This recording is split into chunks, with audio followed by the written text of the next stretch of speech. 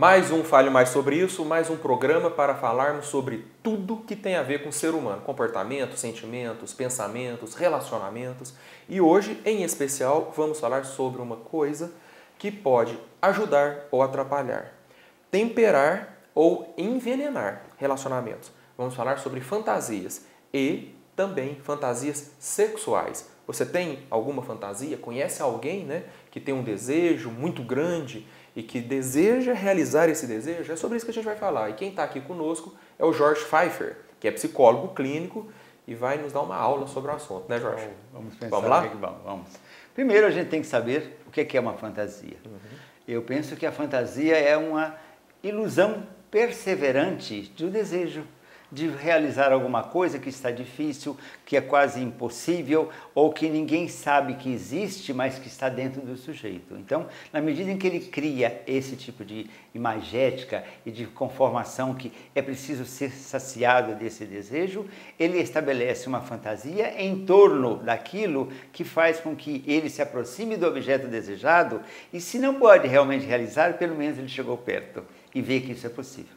E quando a gente fala em fantasia, para ficar mais claro ainda para o nosso telespectador, podemos pensar desde as fantasias mais simples, tradicionais, românticas, como por exemplo, criar um jantar à luz de velas, Sim. Preparar um jantar para o esposo ou para a esposa, e a pessoa começa a fantasiar nesse sentido, de que vai trabalhar a iluminação da casa, de que vai fazer uma coisa gostosa, até partir para as fantasias mais radicais, que envolvem a sexualidade no grau máximo, dentro do quarto, entre quatro paredes. Tem até filme trabalhando muito essas questões de fantasias que envolvam violência, não é, Jorge? Claro. Veja bem. E quando você colocou a palavra preparar, veja bem, a forma de você criar uma situação que seduza o outro, que crie no outro uma imagem muito positiva de você. Você quer fazer o máximo para agradar, para ser naturalmente acolhido. Então, você vê que na medida que há esse investimento, há um desejo de ser aceito dentro do projeto da fantasia. Se parte para o sexual, inclusive o sexual que você colocou, mais violento, essa é uma forma do sujeito mostrar: eu sou uma graça, mas eu também tenho essas coisas que também são parte de mim. Quer dizer, ou você me aceita inteiro com as minhas divergências, ou você naturalmente vai ter que aprender comigo como é que é viver bem comigo dentro do plano da fantasia sexual. E quando você fala faz parte de mim, uma coisa interessante de nós considerarmos é que a fantasia faz parte da condição humana, né, Jorge? Sem dúvida. Não é uma aberração. Não. Você nasce naturalmente, e a criança, sempre eu digo, que quando você está no útero materno, a criança não tem desejo, está tudo saciado. Quando você nasce com você o desejo e a fantasia de resolver esse desejo. Então, desde bebê, você começa a fantasiar. Não tem aquela expressão que diz o peito alucinógeno? A falta desse peito alucinógeno para uma criança já é uma forma dele fazer-se sofrido ou então violento. E algumas pessoas dizem assim: eu não acredito que esse menino está mordendo o meu seio. Ele está agarrado em alguma coisa que está dando muito prazer para ele. E quando o ser humano, porque isso é muito interessante, dentro do útero existe uma condição de completude total. Sai. Aí começam as faltas, começam as carências. Se não conseguimos suprir carências de forma concreta, material, aí partimos para a única opção que temos, que é a de fantasiar.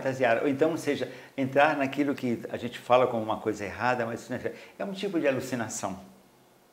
Uma alucinação que não é uma coisa trágica, uma alucinação é um criar em cima daquilo que eu preciso de preencher no meu desejo, na minha necessidade, na minha sobrevivência. Agora, Jorge, a gente acompanha muitos casos, atendemos a muitas pessoas, ouvimos histórias, vemos filmes, lemos depoimentos de pessoas que, às vezes, em que as fantasias passam a ser um problematizador da existência. Sim. Não consigo realizar essa fantasia, então a pessoa começa a se sentir muito frustrada, ou dentro de um relacionamento começa a cobrar o outro para que execute essa fantasia. Como é que você enxerga isso? Uma forma de manipulação do desejo dele em cima do outro, você está dizendo, Na medida que existe um casal onde eles se dão muito bem, o amor existe, está tudo muito romântico, mas a intimidade cria naturalmente outras necessidades que vão aparecendo pelo próprio exercício da intimidade. Então o sujeito se revela perante o parceiro ou a parceira como alguém que quer algo mais e que ela pode dar. Então ele tem que ter o poder de convencimento e de sedução para que ela compreenda, mas também se sujeite àquele tipo de coisa, descobrindo que também pode ser bom para ela. Então ele induz e deduz que na medida que os dois fazem um acordo, a coisa pode acontecer e rolar sem culpa. Só que quando um quer e o outro não quer, a coisa gira num sentimento de desencanto, ou de frustração, ou de ruptura da relação. Ou de pressão, chantagem, também, né? todas essas coisas. Cobrança, né? Estão implícitas. É. E por isso que eu disse no início do programa que às vezes pode temperar ou envenenar o relacionamento. Sem dúvida. Conheço, já ouvi casos também onde as mulheres dizem: o meu marido era uma pessoa legal, um romântico, de repente ele queria o sexo todo dia, de repente ele queria naturalmente sexo oral, anal, isso e coisa mais. Então eu fui me sentindo um objeto. E ele não me ouvia mais como uma pessoa. Ou eu fazia essa sujeição acontecer, ou eu era naturalmente substituída por outra pessoa.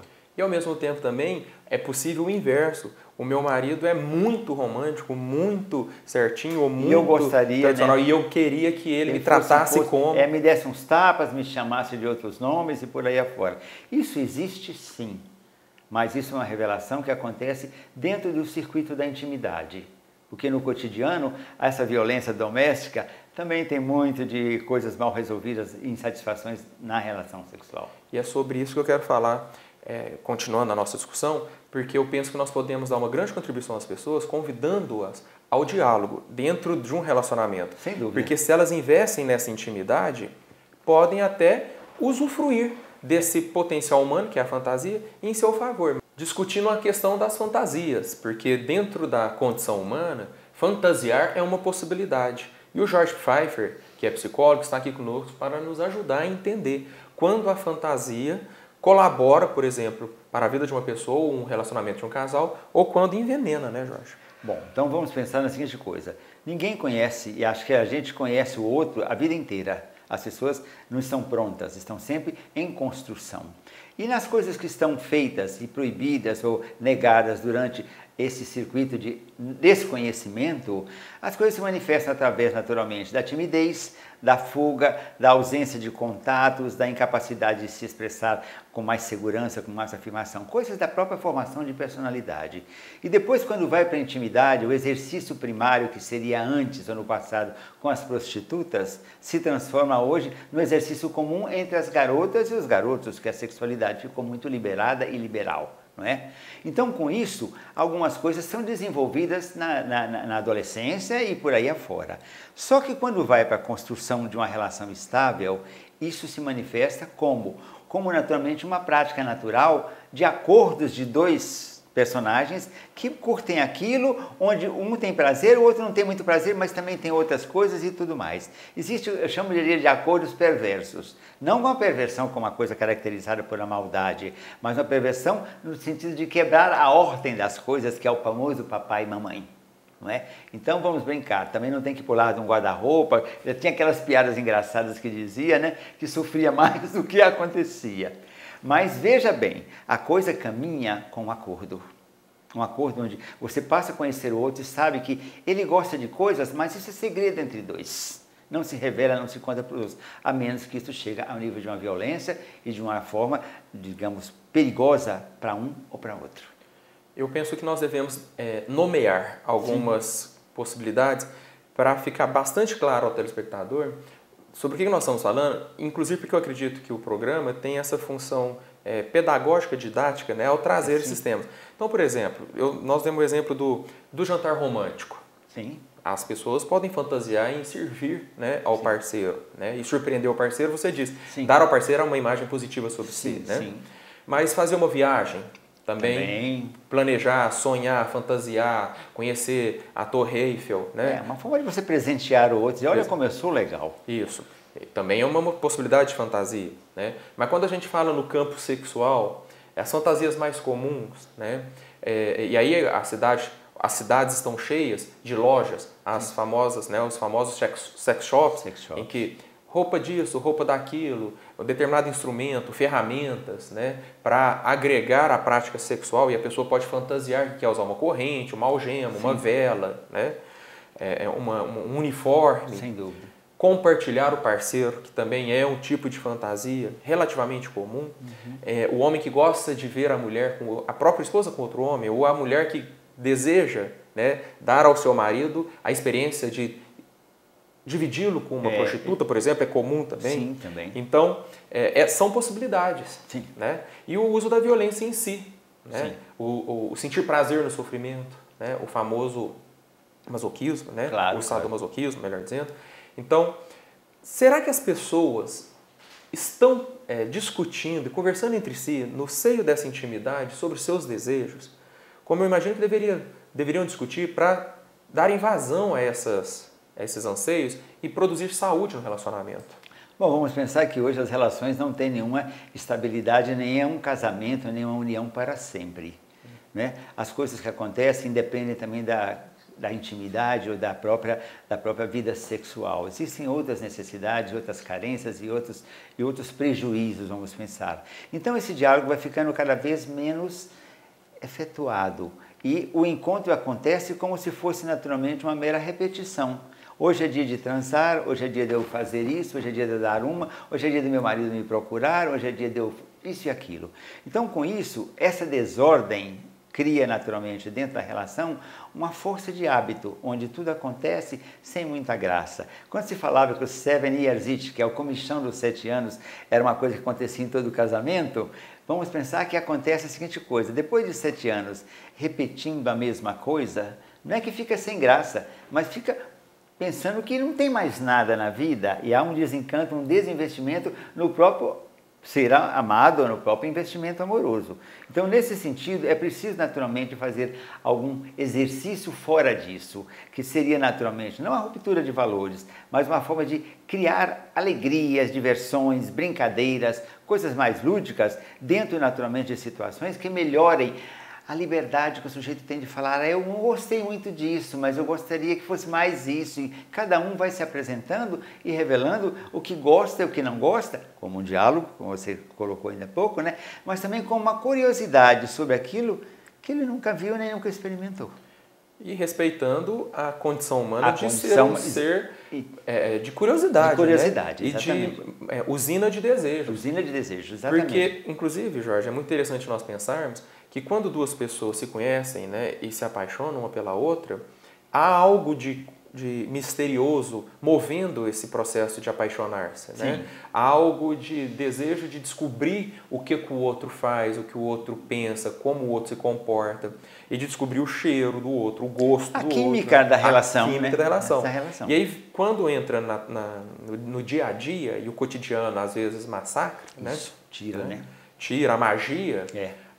As fantasias podem vir como uma forma de recriar essa possibilidade. Como abrir uma janela e entrar um ar novo. Exatamente. E não precisa ser essas fantasias, por exemplo, eu citei algumas porque são as que a gente lê, a gente estuda, a gente vê, nos consultórios aparecem, as pessoas colocam, sim. Mas, por exemplo, a fantasia de viver algo ousado, algo arriscado, né? Viver uma situação de extrema intimidade no local público, por exemplo. Exatamente. Né? Quer dizer, ou perto de alguém escondido. Uma coisa exibicionista do tipo, olha como eu sou corajoso de transar com liberdade no meio de todo mundo. Quer dizer, isso para muitas pessoas pode soar como uma transgressão, uma ruptura com valores estabelecidos da cultura ou da sociedade.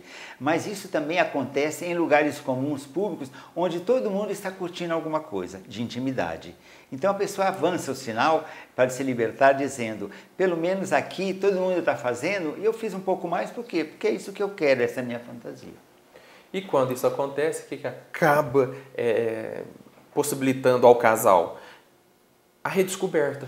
Exatamente. A possibilidade de ousarmos cada vez mais para descobrirmos quanto ainda temos para curtir. E essa redescoberta, Jorge, me fala sobre isso. Ela vem com uma pitada de rejuvenescimento. Sem dúvida, sem dúvida. Quer dizer, você recria a possibilidade de sempre ser capaz de ter prazer dando prazer. E esse prazer é construído em cima das distonias e das sintonias, sobretudo. Né? Porque quando você se revela e o outro permite, ele também se revela, dizendo, eu topo. Desde que, ele começa a botar as restrições, mas se não acontece, não fica só naquilo, eu quero mais, quero outro, quero outro, quero outro. Então, existe uma multiplicidade de novas opções na vida íntima, na vida sexual e no entendimento do casal.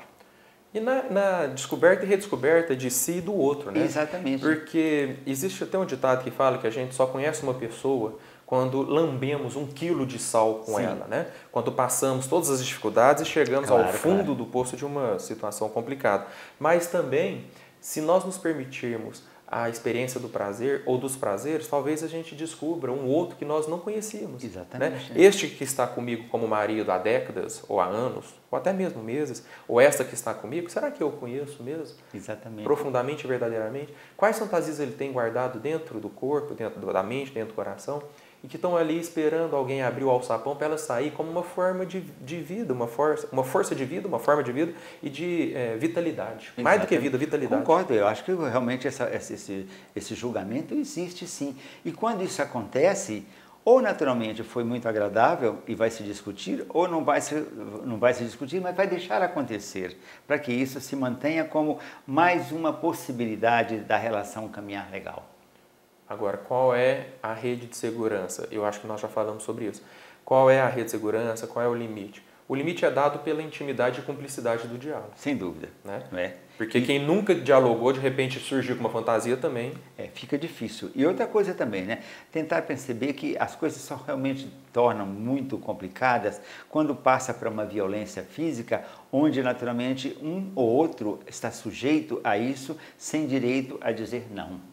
Que a questão do sim e do não, que a gênese da comunicação humana, precisa acontecer nessas coisas também. Porque para nenhum começar a sentir que nunca mais eu quero, nunca mais eu faço, nunca mais eu saio. Mas fica uma coisa que é ruim, a mágoa. Né? Não me considerou a ponto de ver que não estava bem. Ele queria resolver a coisa dele, é um egoísta, é um isso, um aquilo e tudo mais. Então, sempre existem acordos dentro da relação do homem e da mulher. Quando isso acontece, muita coisa pode progredir. Quando isso não acontece, ou ele vai naturalmente resolver isso fora de casa ou fora da relação, ou ela vai também encontrar num outro parceiro a complementaridade que faltou dentro da relação que ela tinha. No Fale Mais Sobre Isso, falando sobre fantasias e, em especial, sobre fantasias sexuais. As pessoas, todo ser humano tem, né, a capacidade, a habilidade e a necessidade de fantasiar. Ir além da realidade e pensar, se eu pudesse, como eu quero isso, como eu quero aquilo. E às vezes isso é um bom tempero para um relacionamento, mas às vezes pode ser um veneno também, se não tiver cumplicidade, intimidade, diálogo, né? O Jorge está aqui conosco para falar sobre isso, ele é psicólogo, está nos ajudando a pensar a respeito.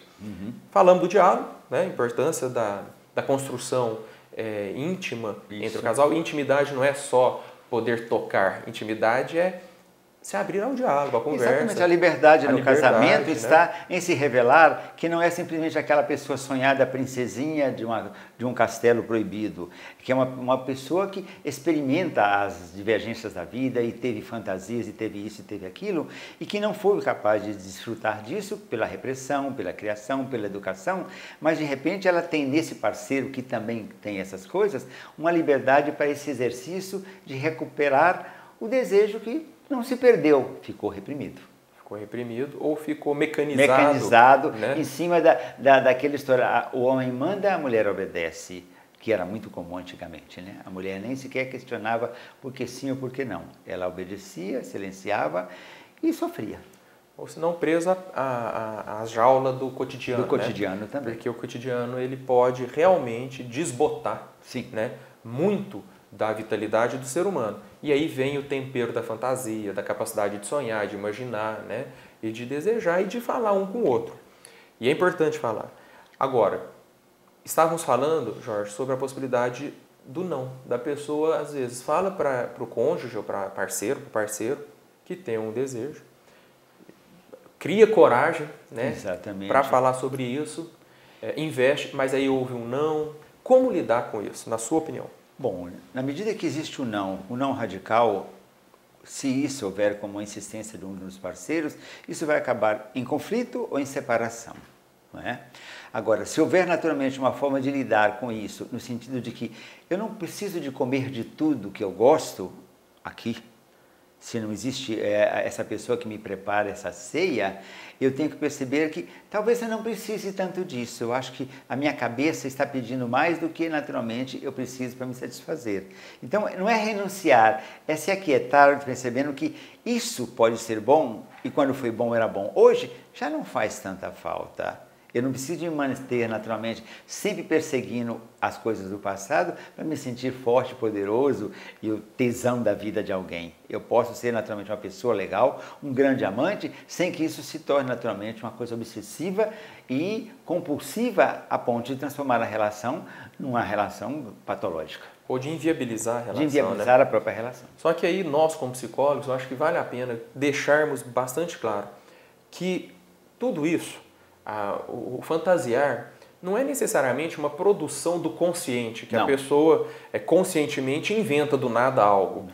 Obedece a leis, a processos, sim, né? Tudo isso. Obedece a estruturas que vêm do profundo, do âmago, do inconsciente do ser, sobre o qual muitas vezes ele não tem um controle. Sem dúvida. Né? E que talvez é até instinto, né? Do instinto, ou se não de vivências, experiências, de traumas, de carências. Exato. E que por meio da fantasia é uma tentativa de solução. Sim. Eu acredito que o acolhimento dentro do casal não significa realizar a fantasia, mas entender que o ser humano produz isso. E se é um casal, é para compartilhar, no mínimo, diálogo. Na medida que você também percebe, né, que com tudo tão liberado, a gente, em princípio, se horroriza. E depois, se isso realmente se repete com tanta frequência, a gente acostuma pensar que isso, não digo banalizar a violência e essas coisas todas, mas isso faz parte da conduta humana. Eu não vou fazer isso, mas tem quem faz. Eu não vou me importar porque eu não sou a pessoa que regula aquilo que está dentro do sujeito. Né? E na medida que há naturalmente uma contravenção ou uma coisa, existem outros fatores que realmente premiam ou castigam. E aí fica naturalmente uma coisa de dois ou de um que precisa ser resolvida a nível naturalmente da ordem e não da desordem. E levar em consideração sempre as consequências. Sem dúvida. Saber avaliar, né? Exatamente, porque quem né? pede tem que estar seguro também do que virá a ser. É do devir mesmo. Do que virá a ser da execução. À medida que existe o não, quer dizer, a própria superação desse não, por parte do teimoso, do desejante, né, é para perceber que na realidade ele tem que lidar com os limites ou então desistir desse limite e procurar outro tipo de parceria. Sim. Não é? Há muitas separações que estão ligadas a isso. O problema sexual, eles só dizem isso. Mas você vai ver, não é o problema sexual em si, são as distonias sexuais da relação que com o tempo ela deixou de ser interessante, ou ser importante, ou ser desejáveis. E antes que vire um processo assim bastante prejudicial ou que machuque, estamos aí, não é, Jorge? Claro. O psicólogo, enquanto esse é o nosso papel, né? Devolver para o sujeito a confiança de que aquelas coisas que estão na vida dele, construídas ou destruídas, podem ser refeitas e bem aproveitadas. Sobre outra ordem, é claro. Procurar a ajuda de um profissional, como o Jorge, por exemplo, psicólogo, é investir em si, é investir na relação e é investir na saúde, tanto do indivíduo quanto do casal. Sem dúvida, sem dúvida. Procurando entender de onde vem essa fantasia, por que eu tenho essa fantasia, qual que é a origem psíquica né, dessa fantasia. E quando aconteceu, o que é que eu senti, o que é que foi legal, o que é que não foi legal e por que agora eu penso que o não legal é que vale. Porque o ilegal vale, porque o que não está legal, não está legal mesmo, não tem como. Então, tentar naturalmente sempre entrar em sintonia com aquilo que é desejo e que aquilo que não é não desejo, aquilo que é lei e direito e aquilo que é uma forma de violência e transgressão. Isso serve ao indivíduo desejante. Sim. Ao outro, que é o objeto do desejo, que às vezes não consegue ser... Que também pode ser desejante, né? Que é desejante, porque com certeza ele tem outras fantasias, às vezes elas não conhecidas. Exato. Né? E às vezes ele não consegue lidar com isso. A ajuda do profissional, o psicólogo, pode ser bastante útil. E também, não só enquanto indivíduos separados, mas enquanto casal. Porque o casal pode procurar o psicólogo. Pode ser, exatamente. Né? E levar isso para a discussão. Existe naturalmente as terapias de ordem sexual para beneficiar o casal. Porque quando vai dois, eles querem resolver. Quando vai um, depois vai o outro, há sempre um por inadequação, por insegurança, por timidez, incapaz de se revelar, mas isso com o tempo é superado. Porque o psicólogo não é o juiz é o próprio sujeito. E é isso que o pessoal, quando vem ao consultório psicólogo, acaba entendendo, né? Sim. Que o bom psicólogo ele não vai dizer se deve, se não deve. Você tem que fazer isso porque senão vai perder o marido. Não. Né? Ou você faça assim que vai dar certo. Faça assim que vai dar certo. Ou você não está fazendo isso porque você está cheio de valores preconceituosos ou valores. Não é esse o papel do psicólogo. mas é convidar a pessoa a entender o que está acontecendo consigo. E antes de mais nada, perguntar para esse cara que vai lá ou essa senhora, qual é o seu desejo? Eu tenho que conhecer você a partir de você. Agora, se está incluído outros ou isso ou aquilo, isso com o tempo do processo terapêutico vai se compreendendo e vai se superando. Vai clareando. Vai né? clareando. Porque, de repente, a pessoa acaba descobrindo que a fantasia foi uma elaboração para compensar algo mal resolvido dentro de si. Mas se resolve essa questão, talvez a fantasia se desfaz. Exatamente, ela deixa de ser uma coisa mal vista. Né? Isso. Ou angustiante, né? Ou condicionante para o relacionamento. Sem dúvida. Jorge, eu agradeço a sua participação. Estamos aí, né? Sempre que possível a gente vai também trocar ideias. Não, né? você sempre vem e traz muita claridade para as pessoas, eu tenho certeza. Eu recebo e-mails das pessoas agradecendo e achando super legal terem essa visão, né? Que falta às pessoas justamente essa educação. Né? Eu penso que é um processo pedagógico de ajudar as pessoas a pensarem sobre as suas condições, especialmente quando envolve a temática da sexualidade. Obrigado, Jorge. Obrigado a vocês. Convidado. Na medida que estejamos possíveis e passíveis de dar esse tipo de colaboração, vamos fazer. Agradeço também a sua audiência. Gostou do programa? Vai lá no site canaldagente.com.br, compartilha, vai no Facebook do Canal da Gente, compartilha, ajuda mais pessoas a entrar em contato com essas discussões. Agradeço também ao Center Dr. Manuel Crosara, onde você encontra geriatra, onde você encontra psicólogos, onde você encontra psiquiatra, médicos do esporte, endocrinologista. Vem cá, aqui você vai ser muito bem tratado. Obrigado e até o Fale Mais Sobre Isso da semana que vem.